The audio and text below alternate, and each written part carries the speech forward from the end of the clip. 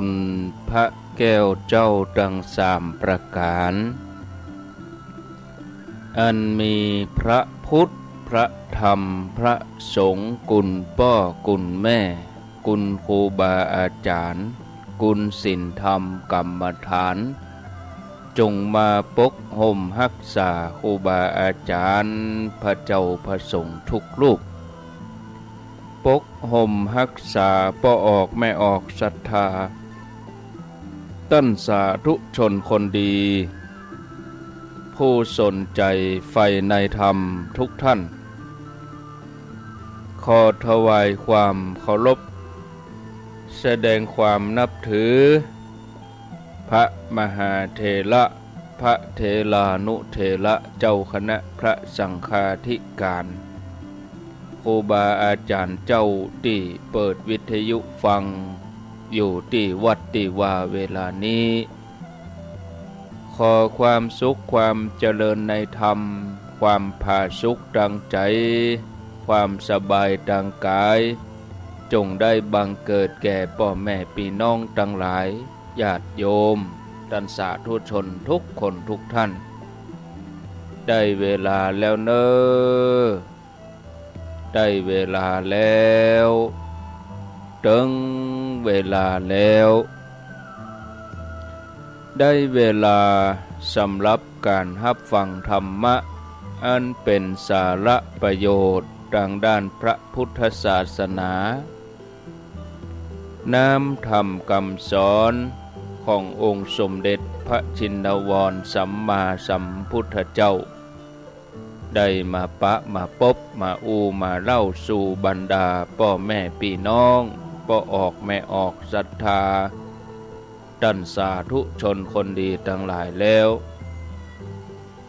ไผที่ยังบ่ลุกก็ลุกมาได้แล้วเน้อลุกมาได้แล้วตื่นมาได้แล้วญาติโยมท่านทั้งหลายหลับลูกเจ้ากินผักดังปลายหลับลูกควายกินผักดังเก่าลูกเจ้าได้หลายลูกควายได้น้อยหลับลูกเจ้าเป็นเจ้าดังหลายหลับลูกควายป่าเฮือลูกหลานเป็นหนี้เป็นข้าเน้อตื่นมาเหียเน้อลุกมาเหียเน้อลุกเน้อลุกเน้อลุกลุกลุกตื่นตื่นตื่นตื่นตื่น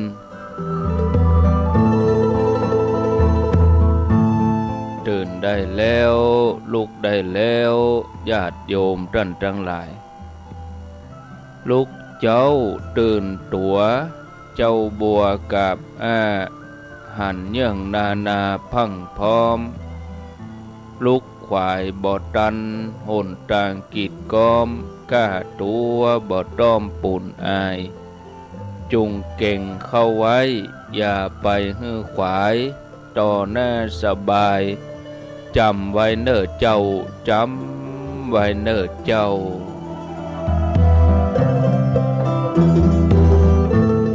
อรุณสวัสดิ์ธรรมะสวัสดีสวัสดียามเจ้าญาติโยมท่านผู้ฟังทั้งหลายยินดีต้อนรับทุกท่านเข้าสู่รุ่งอรุณวันใหม่ปะกันเจ้านี้เป็นเจ้าของวันจันทร์ที่27เดือนกุมภาพันธ์พุทธศักราช2566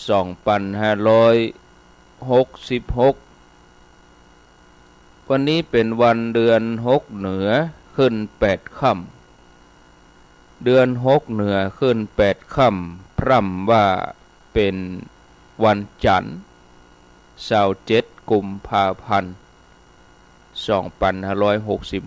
2566เดือนนี้มี28วันวันพุธก็จะหมดละเดือนกุมภาพันธ์วันพุธวันการก็สิ้นเดือนมีนา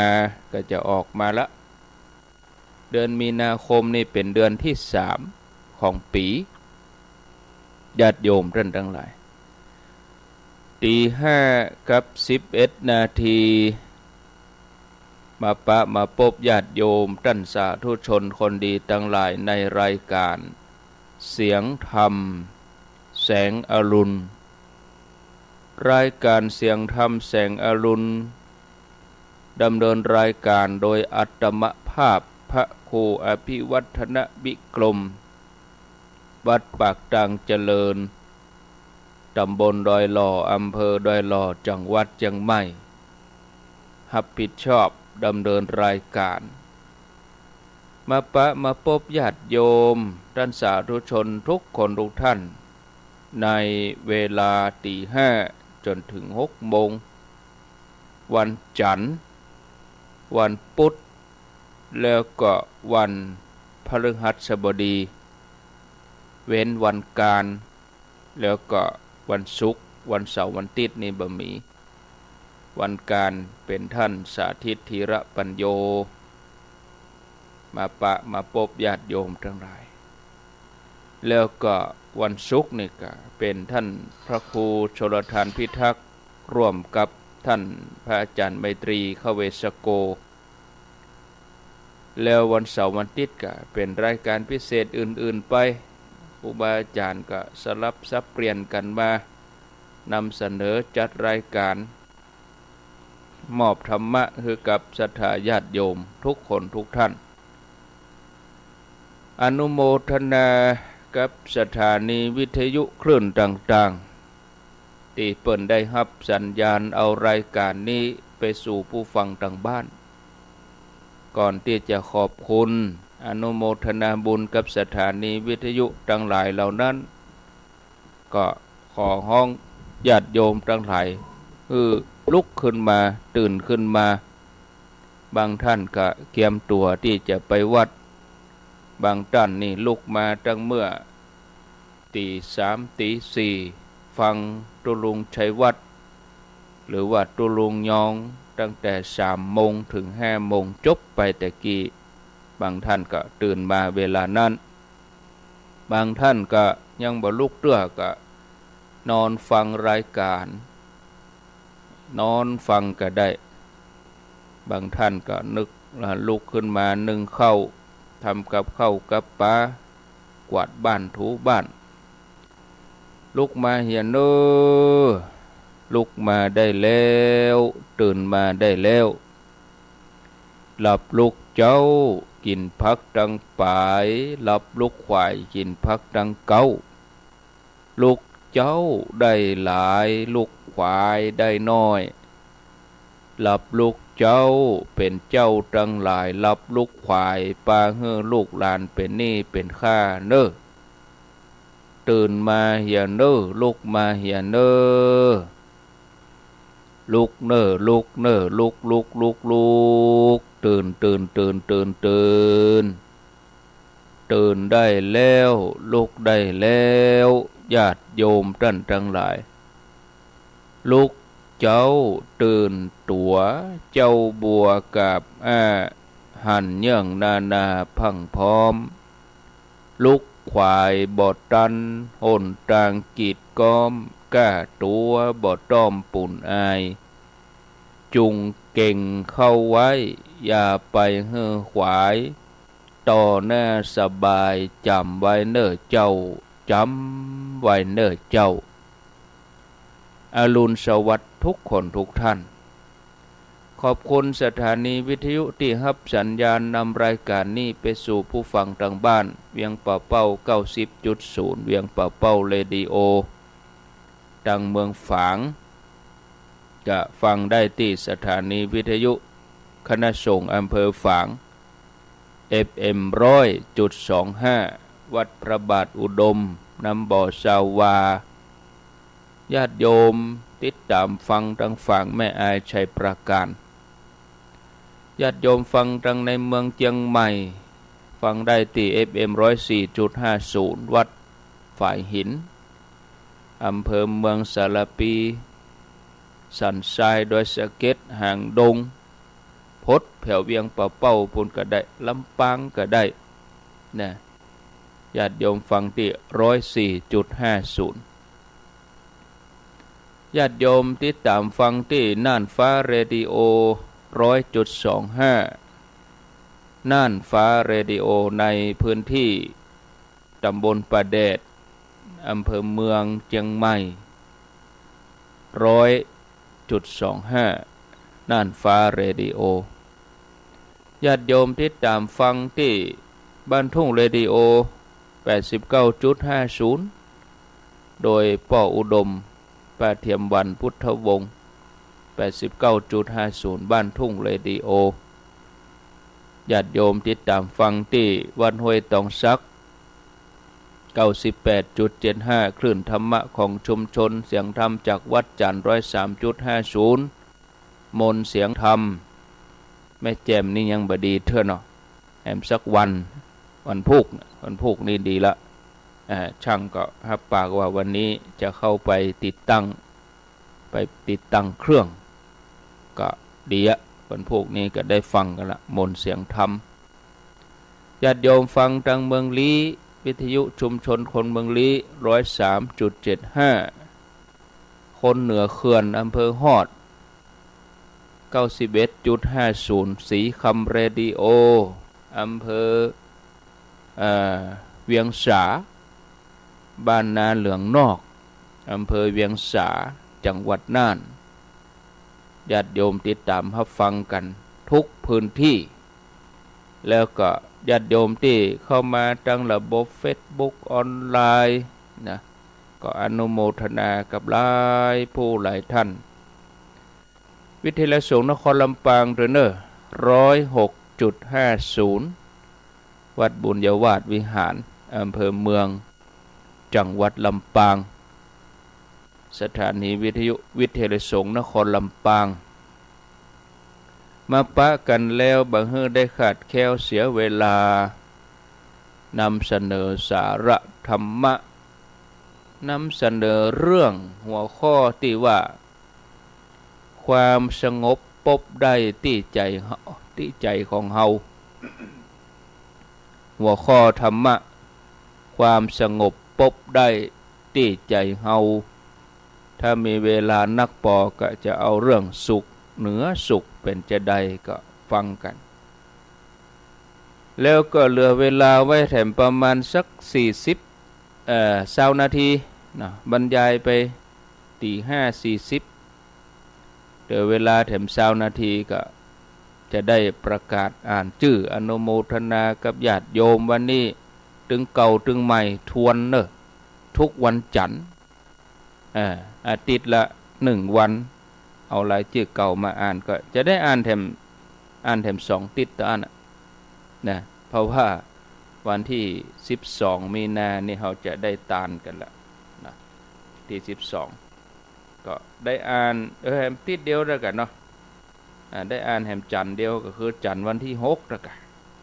นะได้อ่านแถมจันทร์หน้านี่จันทร์เดียวหมายถึงรายชื่อถึงเก่าถึงใหม่นะก็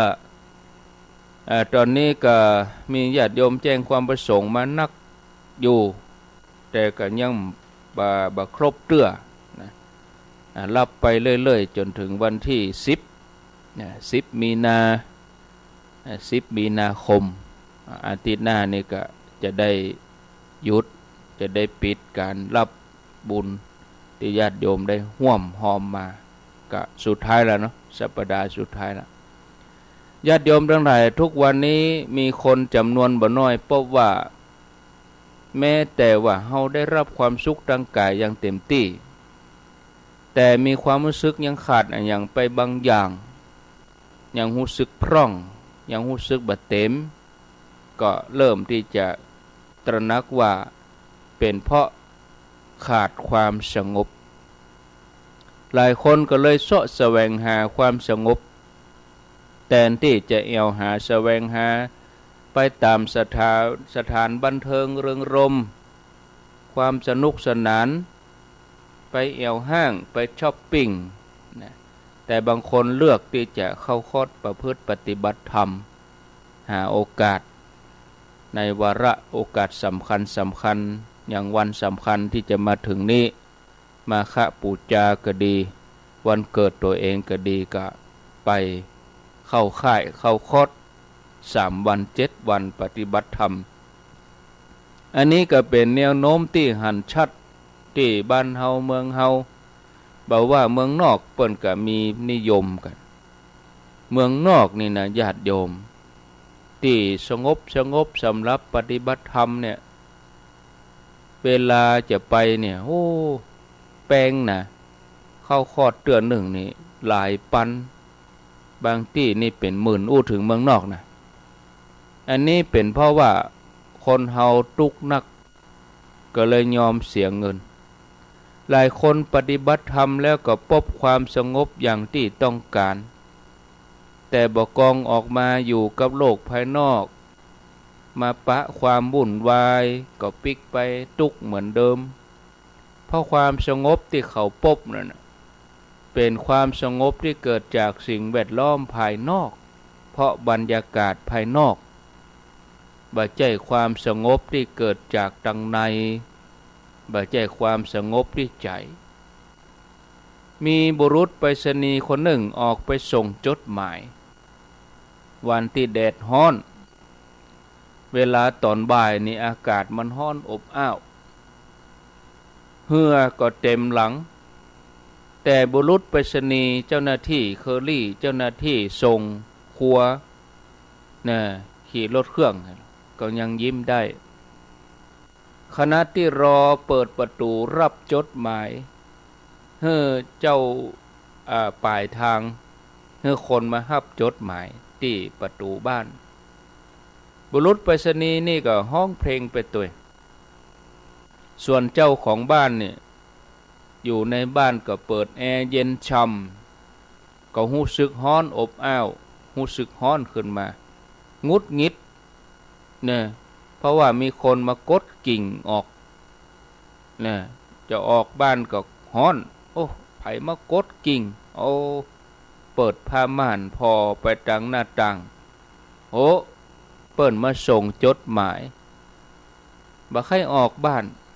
เขาอยู่ในห้องแอร์เย็นจัดดีก็มากดกิ่งอยู่ติ๊กบ่อยากที่จะออกไปรับจดหมายแต่เจ้าของบ้านเนี่ยนะรู้ว่าถ้าบ่ออกไปรับจดหมายคนที่มาส่งคือบุรุษไปรษณีย์นี่ก็จะต้องกดกิ่งไปเรื่อยๆหรือมาอันก็จะต้องยืนรอไปจนกว่าเจ้าของบ้านนี่ไปรับจดหมายนะอากาศข้างนอกมันร้อนก็บ่ค่อยพอใจเมื่อหันบุรุษไปรษณีย์ยืนผิวปากห้องเพลงนะเธอก็ออกไปก็ถามว่าอากาศร้อนอย่างนี้เนี่ยอย่างเธอคุณถึงมาร้องเพลงอย่างมาอารมณ์ดีอยู่นะบุรุษไปรษณีย์นี่ก็ตอบว่าโลกร้อนแต่ใจเย็นนะมันก็เย็นครับการร้องเพลงนี่เป็นความสุขของผมอย่างหนึ่งผมไปส่งของส่งไปรษณีย์ส่งจดหมาย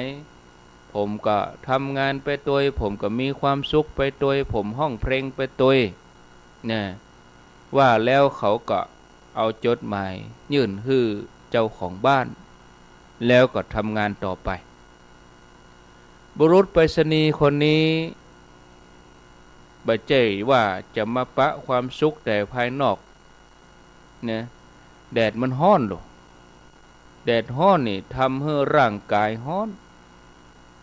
แต่เขาก็สามารถรักษาใจเขาบ่ให้ร้อนแล้วก็รู้จักวิธีทำให้ใจเย็นวิธีการของเขาง่ายๆก็คือห้องเพลงนะแต่ถึงแม้บ่ห้องเพลงเขาก็ทำให้ใจเย็นได้เฮาทั้งหลายก็เหมือนเดียวกันเฮาบ่ห้องเพลงเฮาก็ทำใจเฮาเย็นได้ถ้าเฮาฝึกใจของเฮาไว้ให้ดีใจเฮาก็เย็นลงได้สงบได้ถึงแม้ทางนอกวุ่นวายแต่ทางในสงบนะเฮาลองสังเกตว่าเวลามีเสียงดังทางนอกล่ะใจเฮามันสงบบ่ใช่เป็นเพราะเสียงดังแต่เป็นเพราะใจของเฮาต่างหาก ญาติโยมท่านสาธุชนมีเรื่องเล่าสมัยหลวงปู่บุตรดา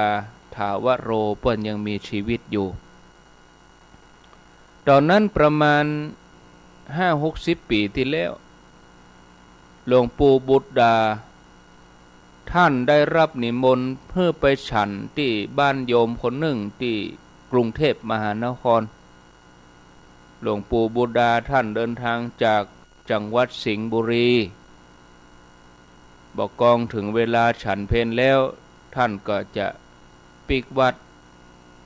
โยมก็หันท่านว่าโอ้ท่านเป็นพระชราอายุนักแล้วขณะนั้นหลวงปู่บุตรดานี่อายุประมาณ80 ปีท่านก็คงจะอยากพักผ่อนก็เลยหาห้องให้หลวงปู่ได้เอนหลังพักผ่อนลูกศิษย์หลายคนก็มานั่งเป็นเปื้อนเวลาอู้กันก็กระซิบกระซาบใจเสียงเบาๆเพราะบ่อยากให้เสียงนั้นไปรบกวนหลวงปู่แต่ห้องติดกันนี่เป็นร้านขายของชำร้านขายครัวสปะเจ้าของนี่เป็นคนจีนนี่อู้ดังหรอกแล้วก็คนจีนสมัยโบราณบักเก่านี่ก็ใส่เกิบเกี้ยเป็นไม้ดังกกกักกกกักเวลาเดินนี่เสียงดังเสียงเกี้ยเสียงเกิบนี่ดังมาถึงที่ห้องหลวงปู่ที่กำลังเอนหลังอยู่ลูกศิษย์ได้ยินกำปอใจก็เลยอู้ขึ้นมาว่าเดินเสียงดังบักเกรงใจหลวงปู่ท่านนอนบัหลับบอกกองได้ยินเสียงอย่างอั้นขึ้นมาเบาๆว่าเขาเดินของเขาอยู่ดีๆเฮาเอาหูของเฮาเนี่ยไปห้องเกี้ยห้องเกิบของเขาคนเดียวลูกเสียงเกิบเสียงเกี้ยนี่บ่ใช่ปัญหาเกิดขึ้นเมื่อเฮาเอาหูของเฮาเนี่ยไปห้องรองเท้าของเขาเนี่ยอย่างถึงเอาหูไปห้องรองเท้าก็เพราะสติบ่มีบอกกองบ่มีสติหูก็หาเรื่อง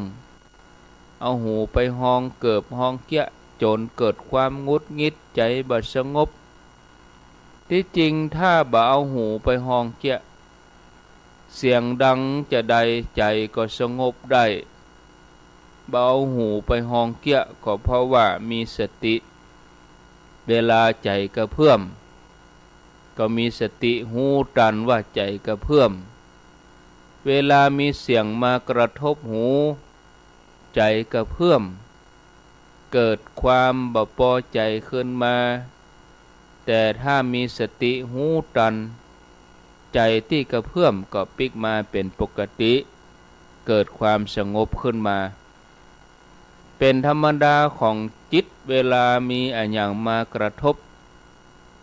ถ้าบ่มีสติมันก็กระเพื่อมมันก็มีขึ้นมีลงยินดียินให้แต่บ่กองมีสติหันใจนั่นกระเพื่อมใจก็สงบมันก็แปลกทางดังที่คนเฮาบ่ชอบเสียงดังอย่างใดแต่ก็เอาหูไปห้องเอาหูไปจดจ่อเวลามีการก่อสร้างศาลาเปิ้นสร้างนั่นสร้างนี้มีการงัดเหล็กก็ดีตอกตะปูก็ดีตัดไม้ก็ดีเสียงเต่าเสียงเลื่อยยนต์เลื่อยไฟฟ้าเสียงดัง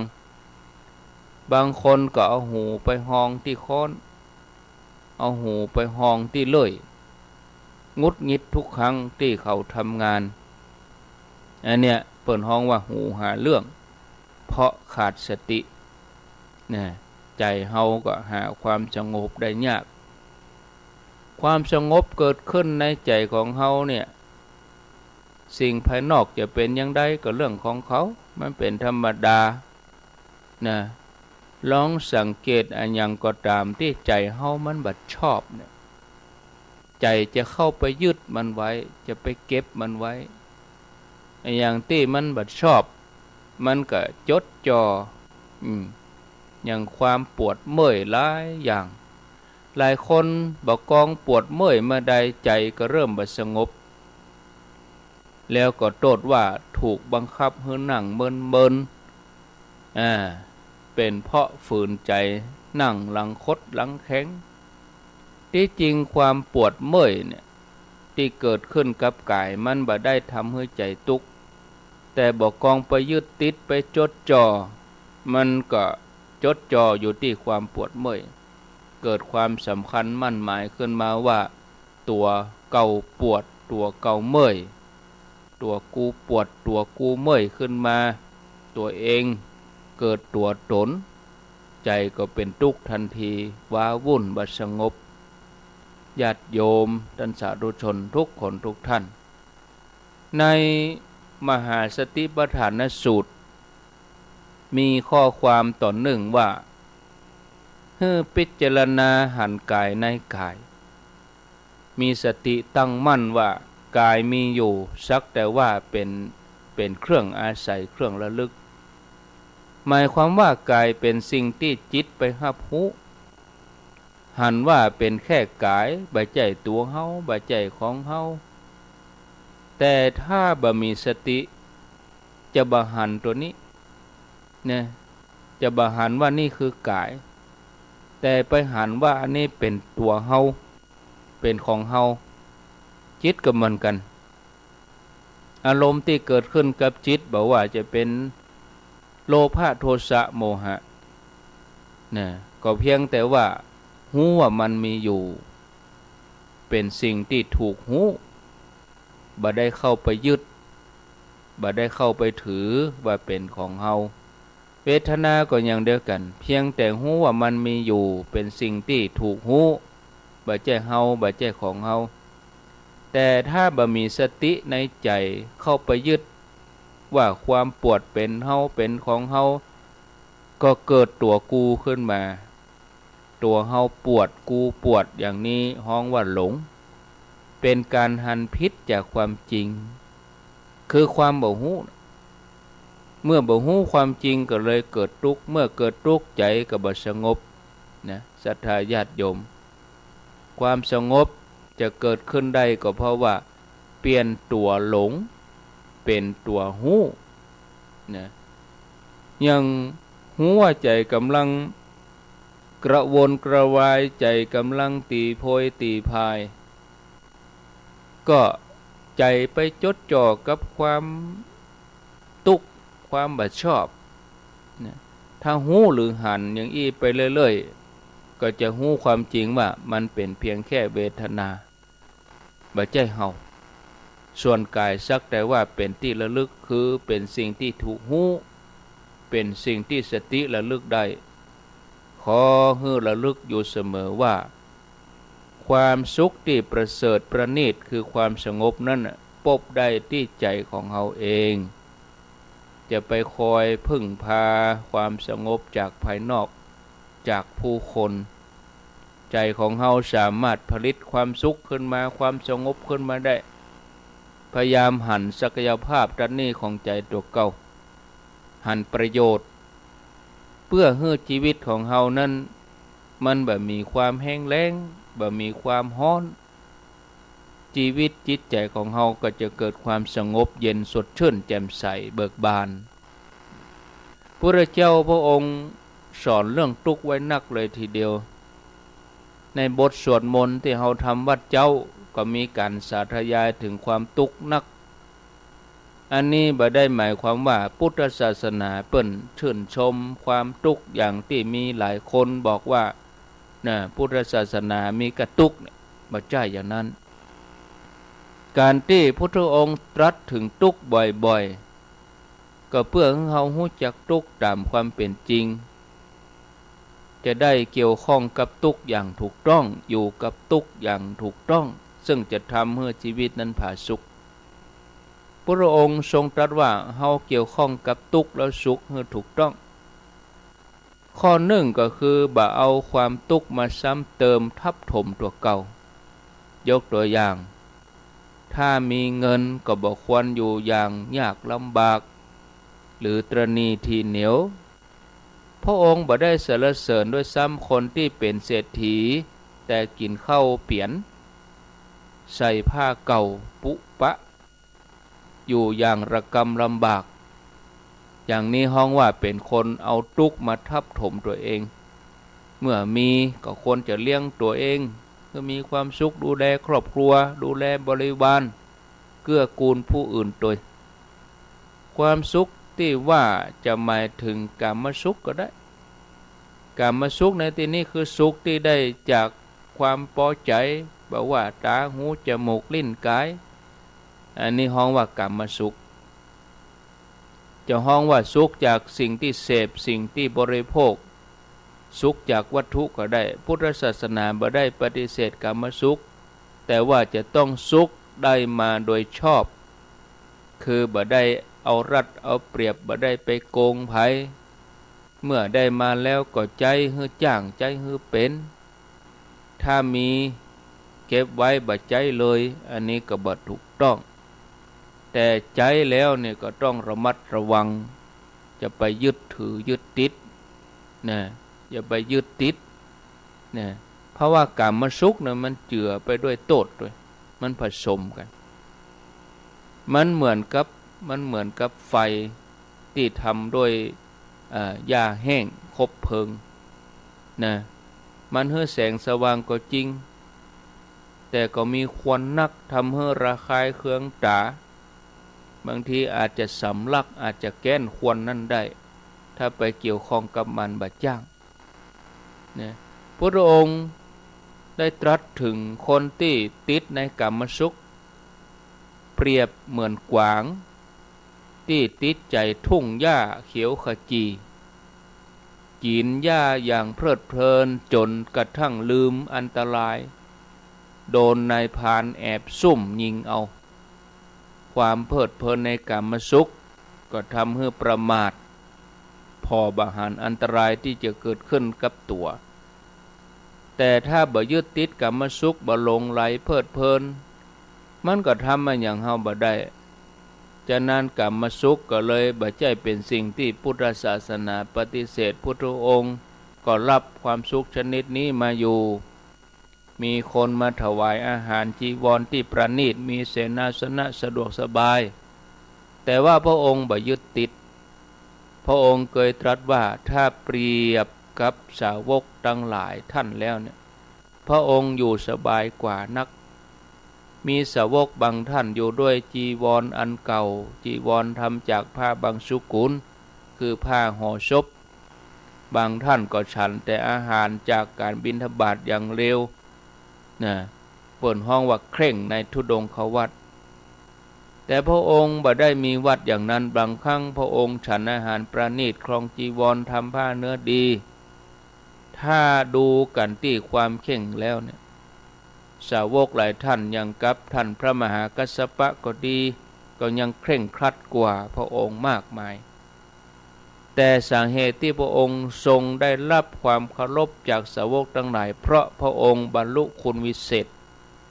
มีปัญญาอย่างหู้อริยสัจสี่จนเป็นอิสระจากความทุกข์ทั้งหลายบัดแต่นั้นก็ยังสอนคนเขาทั้งหลายให้ลดพ้นจากทุกข์ได้เนี่ยศรัทธาญาติโยมพอเวลาแล้วก็พอดีนะเอาไว้ต่อกันวันอื่น5:40 นาทีแล้วเหลือเวลาแถม20 นาทีก็จะขออนุญาตอนุโมทนาแถมจันเดียวตัวอันนะแหมติดเดียวคือติดหน้าตัวอันเลยวันที่12ปุ่นนั้นแล้วก็เมียเนาะญาติโยมทั้งหลายก่อนที่จะไปถึงวันที่12นั่นก็วันที่4มีนาคมนี่ก็เสียดายที่สถานีแม่แจ่มเปิ้นบดีเตื้อวันพุกวันฮือก็ถ้าจะดีเชิญชวนร่วมงานทอดผ้าป่าสร้างเมนที่วัดเหล่าปาตานบ้านแม่ปานสันเกียง วันที่สี่ออกสัก6-7 โมงเจ้านะไปบ่ฮู้ตี้ก็มาอยู่ปากตังเจริญนี่บักเกิน7 โมงคือมาอยู่มาท่ามารอกันที่นี่ที่วัดปากตังเจริญเสาะรถคนเดียวบักเกิน7 โมงคือมาอยู่ที่นี่ที่ปากตังเจริญแล้วก็จะได้ออกเดินทางไปพร้อมกันไปทำบุญทอดผ้าป่าสร้างเมนที่เราปฐานกินข้าวตอนฉันเพลแล้วเขาก็จะไปที่วัดห้วยพระกูดเหมือนจะมีพระกูดเนาะ วัดห้วยพระกูดจะมีพระกูดก่อมหูเนอะอำเภอแม่แจ่มนะใช้เวลาเดินทางก็เป็นชั่วโมงเหมือนกันนะจากที่เราปฐานไปห้วยพระกูดเนี่ยประมาณ30 กิโลนะเนี่ยใช้เวลาเดินทางก็เมินอยู่รถตู้ไปได้วันที่4ก็ออกจากเราปฐานสักเที่ยงไปถึงพวกก็บ่ายโมงไปห้วยพระกูดเนาะไปทำบุญกับจ้างเอาก็ทำบุญกับวัดทำบุญกับโรงเรียนทำบุญกับโรงยาทำบุญกันมานักอยู่มากมายทำบุญกับสัตว์ใหญ่เนาะวันที่4นะก็เชิญชวนญาติโยมเนาะใครจะเดินทางก็ขอเจริญพรเจริญวันที่4หน้าเนี่ยเป็นวันเสาร์ก็ถ้าจำผิดนะเป็นวันเสาร์วันที่5นี่เป็นวันติดวันที่6ก็เป็นวันศีลติดหน้านี่ละแล้วก็หลายๆงานก็ฟังตุลุงยองไปละงานประเพณีการงานปล่อยหลวงก็โอ้หลายวัดหลายว่าโยนกันนะต้นเดือนมีนาเนี่ยก็วันที่4ที่3ที่5เนี่ย4-5 งานนะญาติโยมเลยกว่านั้นก็มีหะมะอย่าเลยกว่านั้นก็มีเก่างานที่จะเกิดขึ้นใกล้หิมนี่ก็วันที่18 กุมภาคือวันพุธงานฉลองตาตั้งเจ้าวาดวัดพระธาตุศรีจอมทองฉลองตาตั้งเจ้าคณะอำเภอจอมทองพระเดชพระคุณพระสุวรรณเมธีเจ้าวาดวัดพระธาตุศรีจอมทองวรวิหารเจ้าคณะอำเภอจอมทองเปิ้นจัด2 วันจัด2 วันก็คือวันที่28 กุมภาพันธ์แล้วก็วันที่1 มีนาคมนะก็เชิญชวนเนอะญาติโยมทั้งหลายไปร่วมบุญร่วมกุศลกันตั้งแต่เวลา9 โมงเช้าเป็นต้นไปแล้วก็วันที่12 มีนาคมนี่ก็จะทำบุญฐานพระแต่นพระก็อาจจะบ่แล้วดีเนาะประมาณสัก60%เพราะว่าช่างยังกำลังหาเวลาจะลงมือก็แต่ว่าฐานนี่แปลงเป็นแต่นขึ้นมาแล้วเหลือแต่ปั้นลายก็ใจเวลาน้อยเพราะว่าเป็นงานฝีมืองานฝีมือบ่ได้แกะแบบแล้วก็เอามาติดบ่ปั้นคำหั่นเลยใจเวลาน้อยก็ประมาณ20 วันอันที่12นี่เขาก็หั่นเป็นรูปเป็นร่างอยู่แต่ว่าบ่แล้วดีนะแต่ว่าเขาได้วันแล้วได้วันเวลาแล้วนะได้วันเวลามาลงตรงนั้นแล้วก็วันที่12แต่นพระฐานพระญาติโยมห่วมหอมก็ขอเจริญพรแล้วเขาก็ได้ตาลดอกดวงดาวติดหน้าแหนบหน้าบันศาลาที่เรามณฑาแต่ว่านี้ไปรับมาแล้ว125 ดวงละ500 บาทดังลานเปิ้นหอมแถม9 ดวงดังลานเปิ้นเอาหอม9 ดวงแล้วประเด็นนี้ก็ญาติโยมก็รับไปเรื่อยๆนะยังคงค้างอยู่รับไปถึงวันที่10 มีนาเนอะวันที่10 มีนาเนี่ยก็จะรวบรวมแล้วก็แจ้งให้ทราบแต่ว่านี่ก็จ่ายไปแล้ว60,000 กว่าบาท60,000ก่อนฮะญาติโยมลองคูณพอหันกะ 125125เนาะ125คูณกับ500เท่าใด62,000จ่ายไปเรียบร้อยนะแล้วก็แกนใหญ่นั่นแถมแกน2,500 3แกนใหญ่นั่นจะเอาติดตั้งบนหมดเลยตั้งบนบนยอดอันนั้น3จั่ว3มุกหน้าแนบมี3ด้านเอาแกนใหญ่ติดตั้งบนแกนน้อยๆเนี่ยก็เป็นบริวารติดตั้งลุ่มเรียงลงมา125ดวงก็มีญาติโยมร่วมบุญกันเนอะขออนุญาตได้ประกาศอาจจะตกหล่นไปอย่างใดก็ทักท้วงมานะอ่านอย่างวุยจ้าก็บ่ได้เวลาไหลก้นก็เดก็ดีลงศาลาละวันนี้วันศีลอนุโมทนากับแม่ครูเกษณีชัยเทพ1 ดวง500 บาทนางสมพรรัตนัง1 ดวง500 บาทแม่กันดาเสนเนตรพร้อมครอบครัวลูกหลาน10 ดวง 5,000 บาทแม่สุดใจสุขันธปรีบ้านดอนใจแม่ริม1 ดวง500 บาทป้อยันยงแม่มาลัยคำยวงบ้านถวายหางดง1 ดวง500 บาทร้อยตำรวจโทสุจิตจุมปาจัน1 ดวง500 บาทสบต.เพียรศรีประทุมธาร1 ดวง500 บาทแม่เรนูชัยวงศ์บ้านร่องดอนใจ1 ดวง500 บาทนางกัญญรัตน์พงศ์บุพศิริกุล1 ดวง500 บาทอยู่หางดงแม่ตุนแก้วแดงเรือง1 ดวง500 บาทนางสว่างจิตประทุมวัน1 ดวง500 บาทคุณกนกพิษล้านนานาพันธ์อำเภอฝาง9 ดวง 4,500 บาทคุณกันศินีศรีนครินทร์5 ดวง 2,500 บาทคุณเกษรินสุภา3 ดวง 1,500 บาทร้านเด่นชัยฝางนางสาวอุ่งลุงปอยดอยสะเก็ด200 บาทแม่แสงอรุณไขวิชัย1 ดวง500 บาทแม่จันเดินใส1 ดวง500 บาทแม่เดินเพ็ญทิมวัง1 ดวง500 บาทนายนิกรนางดารุณีชัยชนะ1 ดวง500 บาทแม่คำมูล1 ดวง500 บาทนางสาวธัญพรสุริยาแม่คือดอยสะเก็ด1 ดวง500 บาทแม่ครูธนวัน1 ดวง500 บาทธนวันชัยวันลืมอ่านนามสกุลเปิ้นแม่บุญทิเรือนแก้ว1 ดวง500 บาทนางจันทาทรจันทร์1 ดวง500 บาทแม่บวงเงิน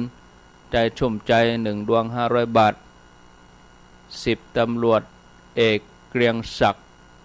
นางชมัยพร1 ดวง500 บาทนายมิตรนางจันหน่อคำ1 ดวง500 บาทนายอิทธิพรสนจด2 ดวง 1,000 บาทกรุงเทพมหานครนางสาวพานิตราพรหมมินทร์3 ดวง 1,500 บาทแม่ปราณียอดเรือน2 ดวง 1,000 บาทนางสาวนิ่มนวลยอดเรือน2 ดวง 1,000 บาทป่อบุญธรรมแม่รัตนาสังคำฟั่น1 ดวง500 บาทแม่กองคำทองคำแม่น้อง1 ดวง500 บาทนางวิไลพรมณีวันร่องกูเวียงเป่า1 ดวง500 บาทแม่อมราวงแหวนพนอนแม่ริม1 ดวง500 บาทแม่จิรพันธ์โมป้อ1 ดวง500 บาทแม่ติ๊บมีใจ1 ดวง500 บาทนายพรหมมินทร์นางบัวรวยพรหมแก้วอยู่สันสีสันทราย1 ดวง500 บาทร้อยตำรวจตรีสุจักรอาจารย์เกรียงศรีพรหมเสนบ้านสิริมังคลาจารย์2 ดวง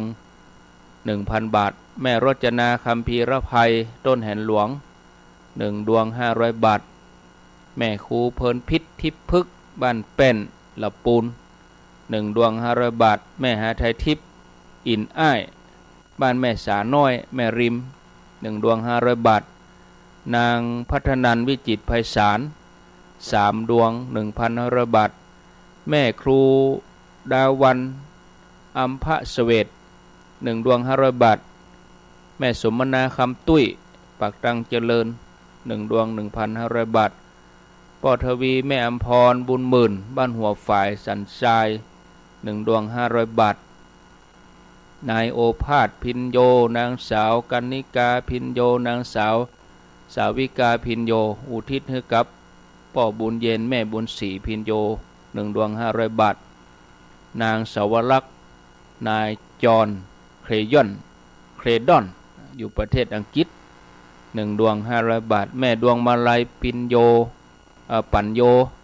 บ้านสันเขาแคบกลางสันกำแพง1 ดวง500 บาทแม่บัวพัดกองศรีสันเขาแคบกลางสันกำแพง500 บาท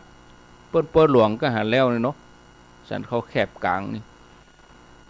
แม่ขจรสารพีเชิงดอยสะเก็ด1 ดวง500 บาทแม่ละวันสิริเกี้ยว1 ดวง500 บาทแม่อำพรแสนอ้าย1 ดวง500 บาทแม่บัวหลันจำปาอิ่มบ้านบวกก้างสันกำแพง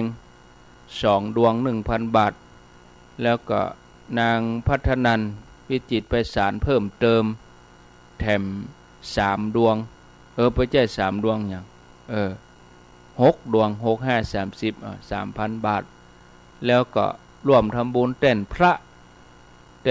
แถม 1,000 บาทแม่จันเพ็ญคำโบธา500 บาท1 ดวงแม่เทียมจันคนเที่ยง1 ดวง500 บาทแม่อ้อยทามัน1 ดวง500 บาทแม่จิรพันธ์โมป้อ1 ดวง500 บาทแม่สุแก้วเประกัญญาแม่สุขสุวรรณแม่จันทรีจันตาแม่คำปันพักดีแม่สาครตะสุทนบันดงหัดนาค1 ดวง500 บาทนางตรองจิตจิรนันทราพรสันกำแพง1 ดวง500 บาทแม่พรทราสุทนวล1 ดวง500 บาทป้าสีดาเวียงป่าเป้าป้าสีดาอยู่เวียงป่าเป้า1 ดวง500 บาทนางพรพนาปะโยอันนี้อยู่บ้านแม่ปานสันเกียงที่เปิ้นจะแปลงเมนให้นะ1 ดวง500 บาทร่วมทำบุญเต้นพระแถม500 บาทนางสุภาสิริตอนใจต้นแห่นหลวง1 ดวง500 บาทแม่ลำดวนปัญญายศต้นแห่นหลวง1 ดวง500 บาทแม่ล่าโยนิด1 ดวง500 บาทอันนี้ฝากตุลุงมาตุลุงดอยอันนี้ฝากหลวงพ่อพระครูปฏิพันธ์ธรรมทินมาเนอแม่อุ้ยขันแก้วอินใจ1 ดวง500 บาทแม่ฟองจันใหม่ชมพู1 ดวง500 บาทนายบุญมีนางพรเพนคิดอ่าน1 ดวง500 บาทแม่สุทัศน์ดีมูลบ้านแสนพรมตุ่งปี้1 ดวง500 บาทแม่ฟองจันแก้วพินิจอยู่ลำปาง1 ดวง500 บาทแม่สาวสุดาจันอยู่ป่างิ้ว1 ดวง500 บาทแม่ผ่องพันลานวลสันหลวงเวียงป่าเป้า1 ดวง500 บาทแม่จันเพ็ญสิงแก้วป่างิ้ว1 ดวง500 บาทแม่ละไมตันโท2 ดวง 1,000 บาทแม่แก้วมณีหารเราบ่โคงบ้านโฮง1 ดวง500 บาทก็ขออนุโมทนายังมีแถมหน่อยอยู่เนอะนางสาวสุมาลีใจตาอยู่บ่อขอนเวียงป่าเป้า1 ดวง500 บาทแม่แก้วพรวดีจีรพงษ์ตุ้งปี200 บาทแม่ธาริณีอินทรกำแหง1 ดวง500 บาทแม่แสงเทียนแสงรุ่งเรืองบ้านสันขยอมสันปะตอง1 ดวง500 บาทแม่ประมวลก้นกองบ้านหนองยาวเวียงป่าเป้า1 ดวง500 บาทแม่อุ้ยล่าวงศายะ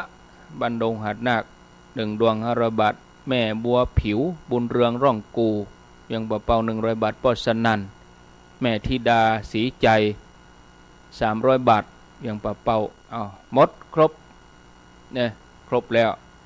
ก็ตกหล่นน้อยนะญาติโยมน้อยสักคำอ่านบัตรตันก็ไปต่อวันพุก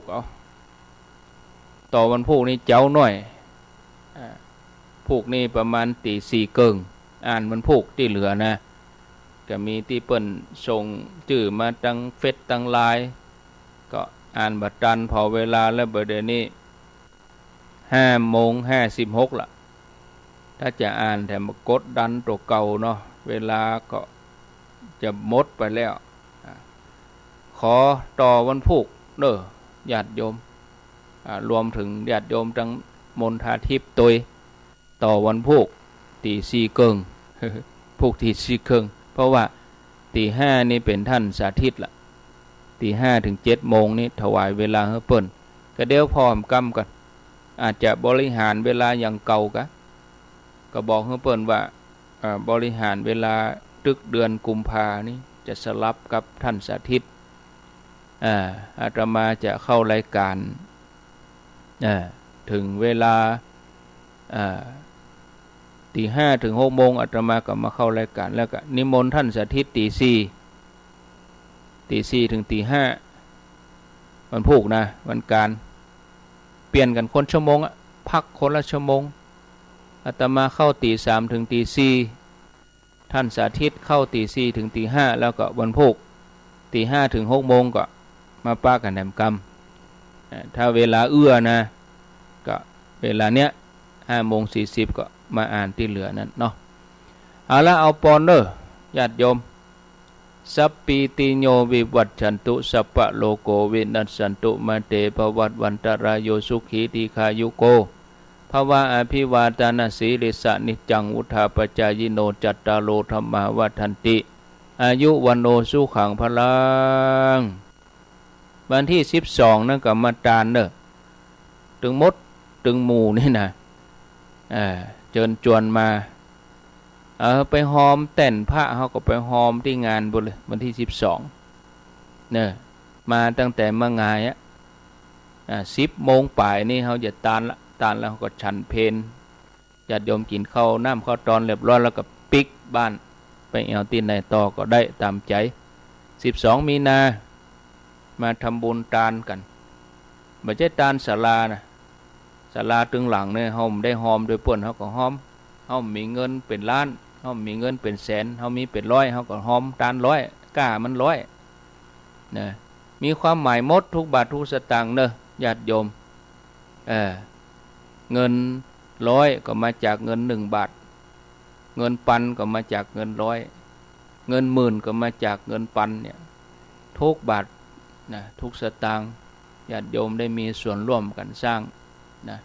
ขออนุโมทนาบุญตัวยจะแล้วละนะนับจากนี้ไปแห่ง20 วันนะช่างก็จะเริ่มเก็บงานแล้ววันที่9 เมษายนเขาจะได้มาใจศาลานี่แหละเนาะ9 เมษายนก็มาดำหัวครูบาอาจารย์ที่เรามณฑาทิพย์นี่รายละเอียดก็รอฟังในโอกาสต่อไปลาไปก่อนเด้ออายุวันโนสุขังปลัง